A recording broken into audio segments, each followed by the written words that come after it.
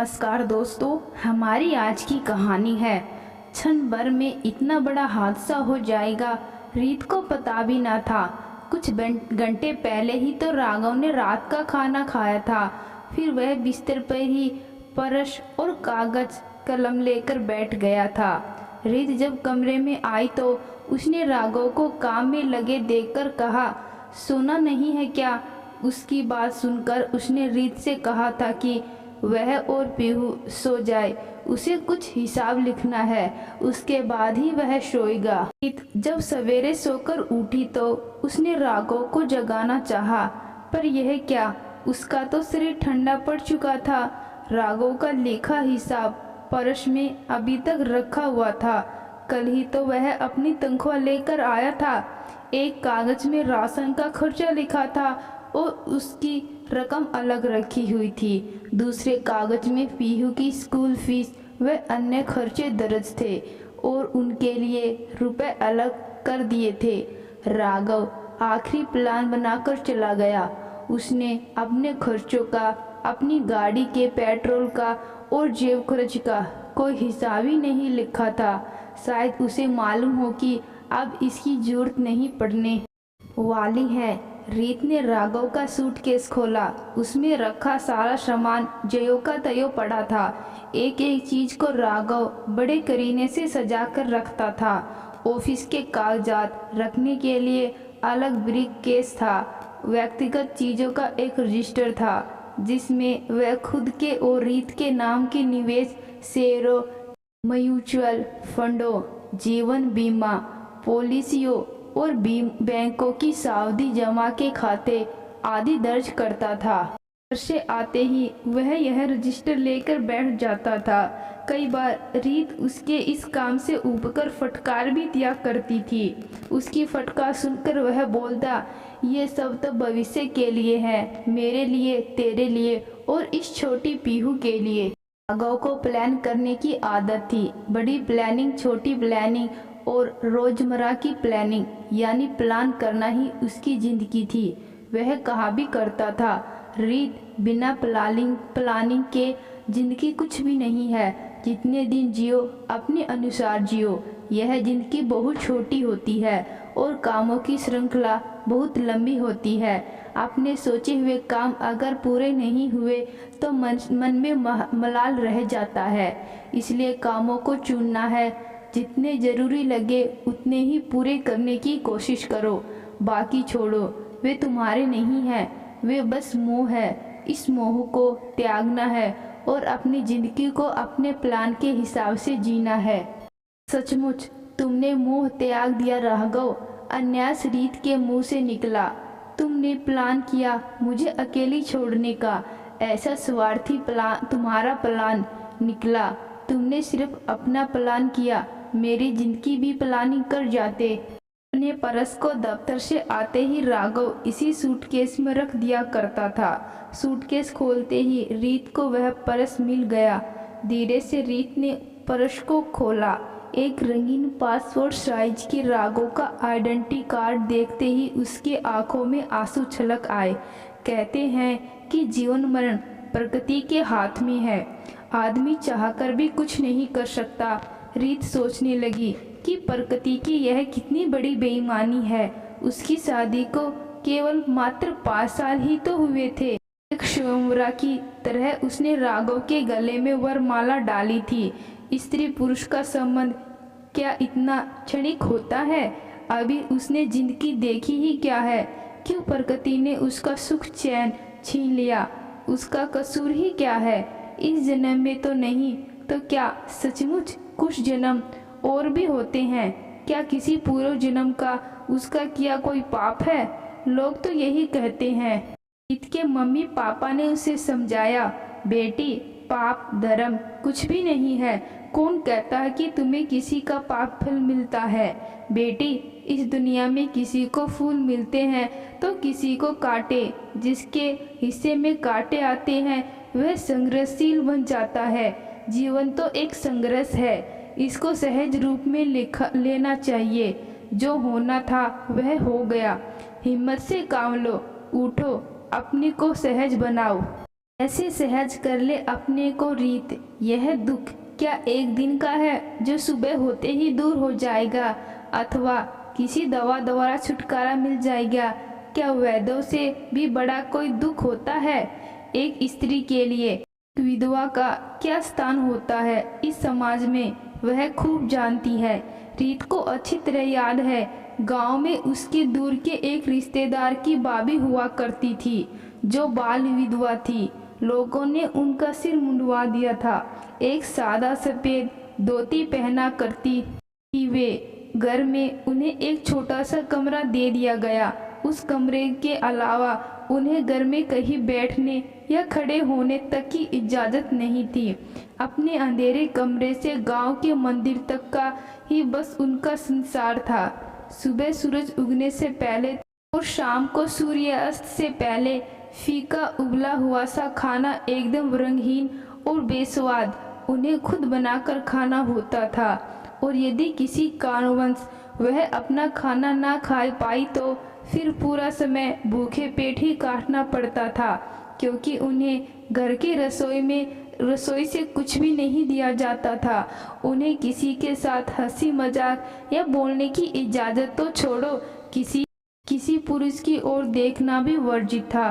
कोई भी सुबह सुबह उनका चेहरा नहीं देखना चाहता था, और यदि किसी ने गलती से देख लिया तो सब उन्हें पता नहीं क्या क्या कहकर जलील करने से पीछे नहीं हटते थे।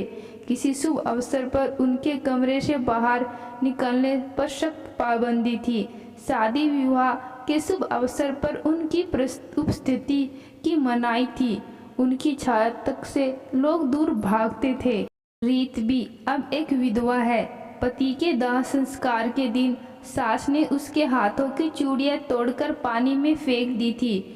बिंदी और माथे का सिंदूर धुलवा दिया गया।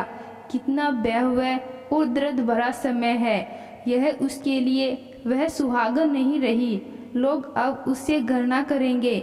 घर से और समाज से कट कर रह जाएगी वह। अब तो यही उसका हर्ष है। क्या वह इस तथ्य को स्वीकार कर ले?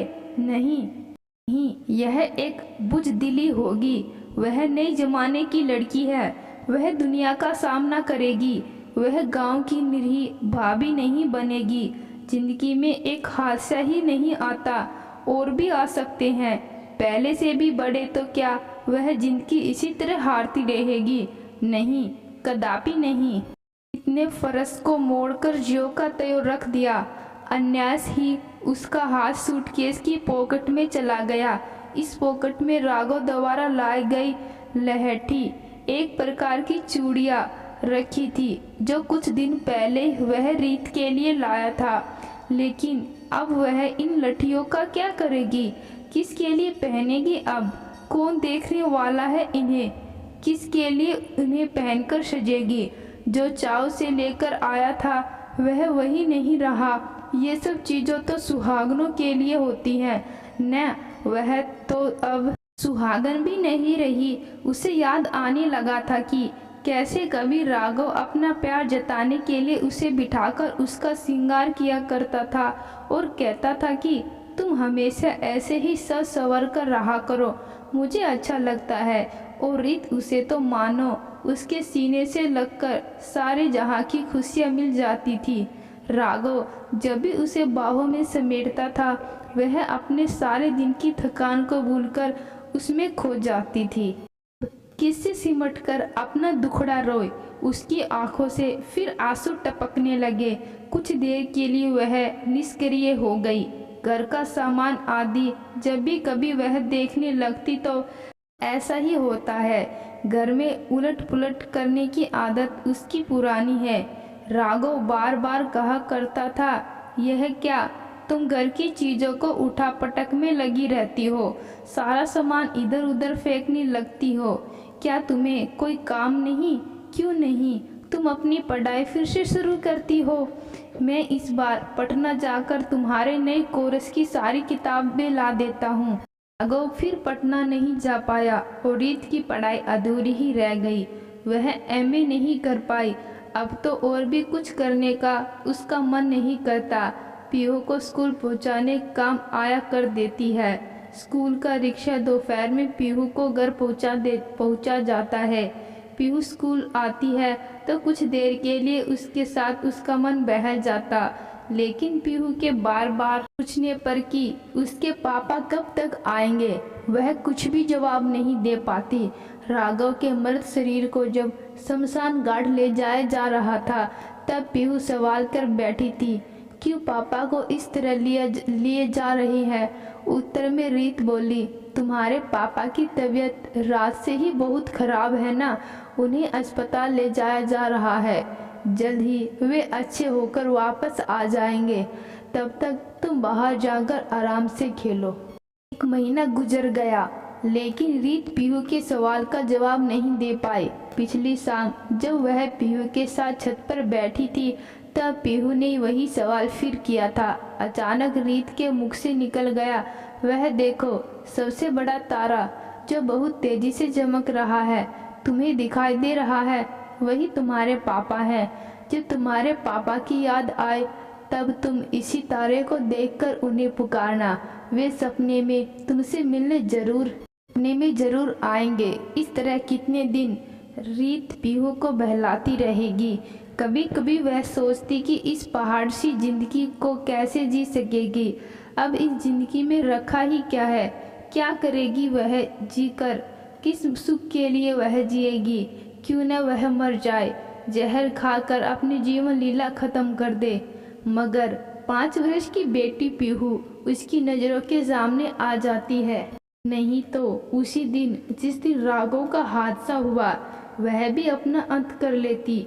पीहू के लिए ही तो उसको जीना होगा, चाहे जैसे भी हो, दुख से या सुख से, ताने सहकर या अनशन सहकर। वह औरत है, एक विधवा, जिसे समाज बार बार ठुकराएगा, दुत्कारेगा।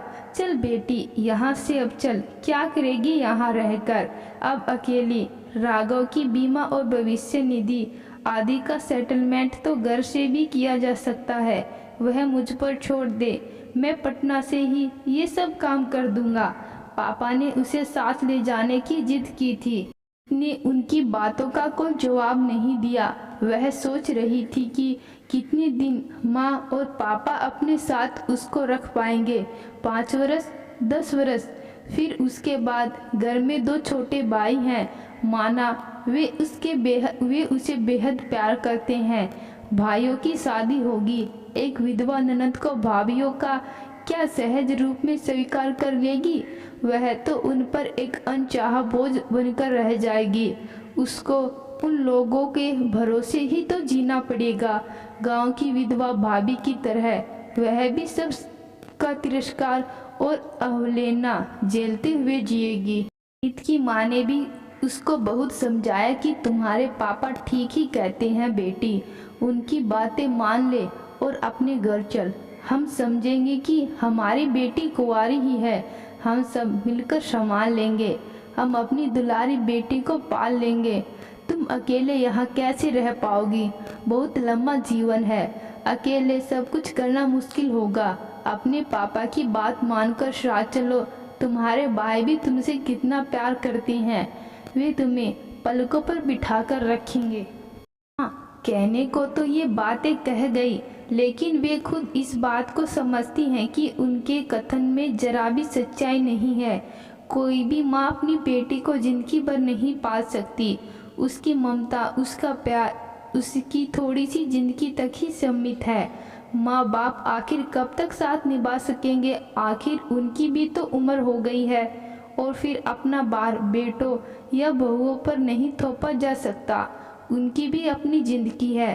और भाई उसके आगे की जिम्मेदारी उठा भी ले तो क्या गारंटी है कि भाभिया भी बिना किसी ताने उल्हानों के उसे अपने पास रखने को तैयार हो जाएंगे। दूसरों के सहारे रहकर तो वो हर चीज़ के लिए मोहताज हो जाएगी। कैसे वह अपनी और अपनी बेटी की ज़रूरतों को पूरा कर सकेगी, कैसे वह उसे उज्जवल भविष्य दे पाएगी। रीत गाँव वाली भाभी की तरह दूसरों की दया पर नहीं जीना चाहती थी। उसने माँ को 2 टूक जवाब दे दिया था, तुम पापा को समझा दो माँ कि वे मेरे लिए अधिक चिंता न करें। पापा को समझा दो माँ कि वे मेरे लिए अधिक चिंता ना करें। वे खुद ही कितने कमज़ोर हैं। इतनी चिंता फिक्र करने से उनकी सेहत और भी खराब हो जाएगी। मैं अपना दुख सहन करना सीख लूँगी। माँ, ये तो जीवन भर अब मेरे साथ रहेगा और आप लोग कब तक मेरा सहारा बने रहेंगे। कभी तो मुझे खुद के पैरों पर खड़ा होना ही होगा। दूसरों के ताने और आलोचनाएं सुनकर कुछ सोचने से बेहतर है कि मैं आज ही अपनी ज़िंदगी के बारे में कोई फैसला कर लूँ। रीत का जवाब सुनकर माँ की आंखें छलछला उठी थी, क्योंकि इस सच्चाई को तो वह भी नहीं झुठला सकती थी कि समय सदा एक सा नहीं रहता, वह हमेशा बदलता रहता है। फिर उन्होंने रीत के साथ चलने को नहीं कहा। रीत ने बिंदियों के पैकेट से एक छोटी सी बिंदी निकाली और ड्रेसिंग टेबल के सामने खड़ी होकर अपने माथे पर लगा ली। कुछ देर के लिए उसे लगा जैसे उसने कोई पाप किया हो। फिर उसने अपने मन को समझाया, वह गांव वाली भाभी की तरह कभी नहीं बनेगी। यह बिंदिया तो राघव ने उसको बड़े प्यार से लाकर दी है। इन पर तो केवल उसी का अधिकार है। उसकी याद में वह हमेशा अपने साथ रखेगी, चाहे लोग उसे कुछ भी कहे।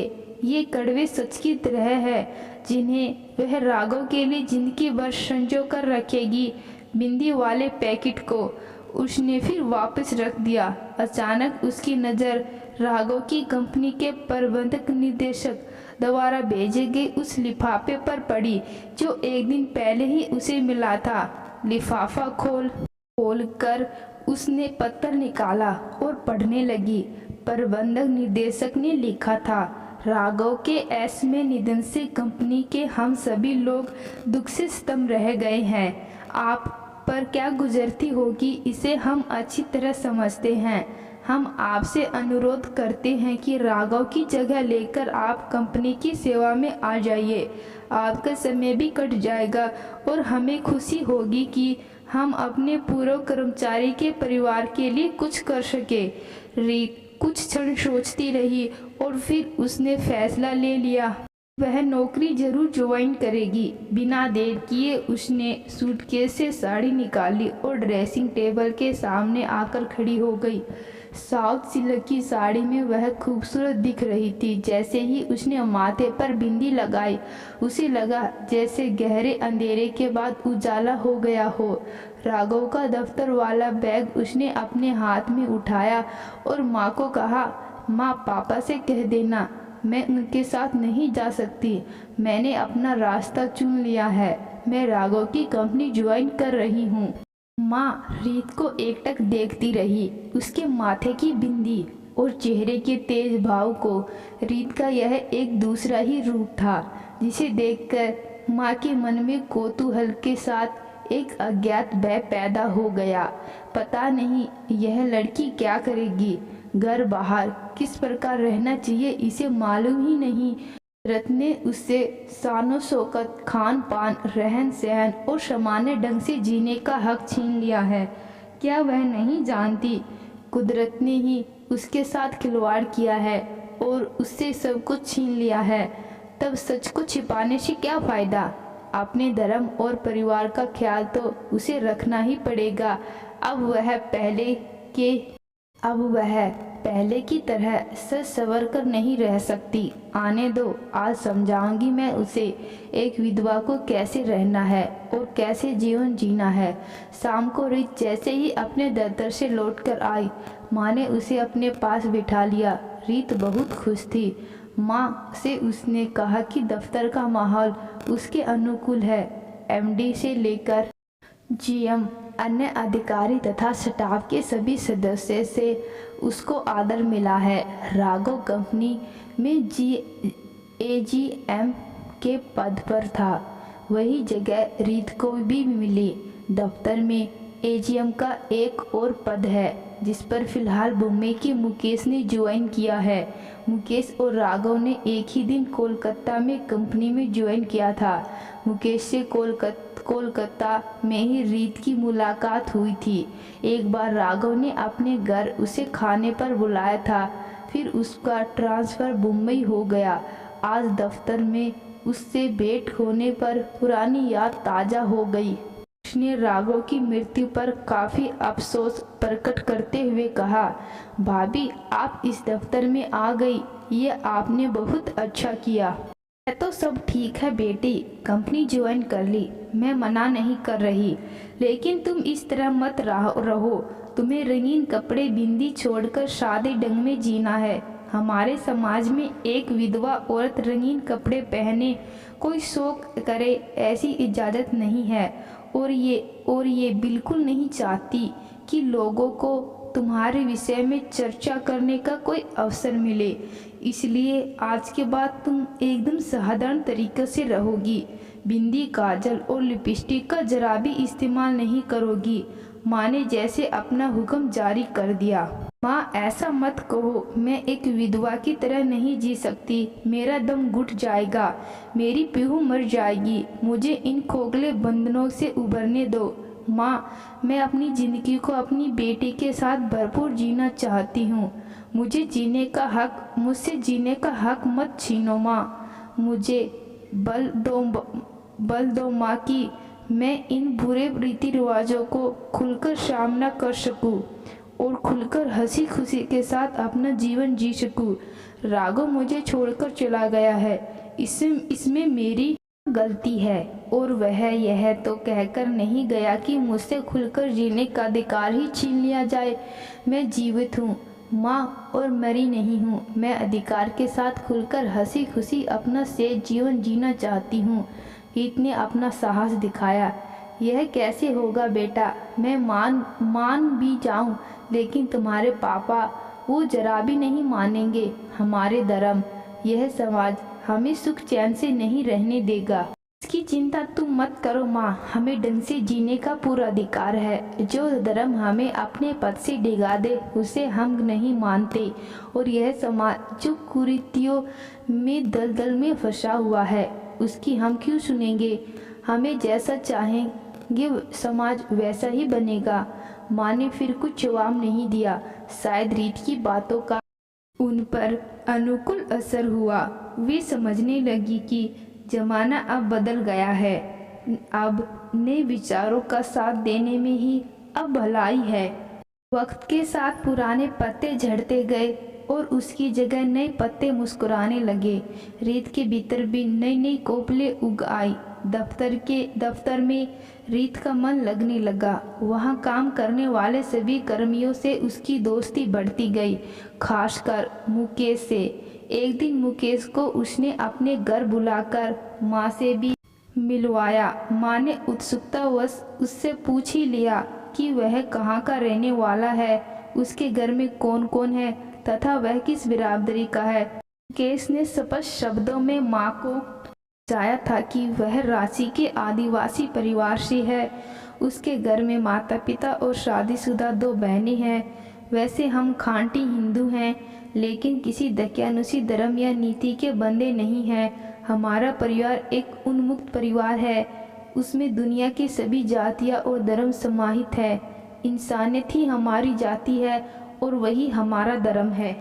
बेटा यह सुनने में अच्छा लगता है, लेकिन हमारा समाज और धर्म इसकी इजाज़त नहीं देते। हम इनसे बंधे हैं, अपने मन से कुछ नहीं कर सकते। माँ जी आप लोगों को कुछ नहीं करने वालों तो हम लोग हैं ही। आप बुजुर्ग लोग बस स्वीकारते जाइए, समाज और धर्म में बदलाव अपने आप आ जाएगा। तुम ठीक कह रहे हो बेटा। माँ जी आपने स्वीकार कर लिया, फिलहाल बस इतना ही काफ़ी है। मुकेश बोलकर जैसे ही निश्चित हो गया। मुकेश और रीत के बीच दोस्ती गहराती जा रही थी। एक दिन आखिर मुकेश ने हिम्मत करके रीत के सामने शादी का प्रस्ताव ही रख दिया। इस पर रीत ने कहा कि मैं अकेली नहीं हूँ, मेरे साथ मेरी 5 वर्ष की बेटी पीहू भी है। मुकेश क्या तुम उसे स्वीकार करोगे? ऐसा क्यों बोलती हो? पीहू तुम्हारी बेटी है तो वह मेरी बेटी भी है। हमारे लिए एक बच्चा काफ़ी है, अब और की हमें ज़रूरत नहीं है। मुझे जैसी एक बच्ची की माँ और विधवा औरत से तुम शादी के लिए तैयार हो गए। मुकेश यह तुम्हारा बड़प्पन है।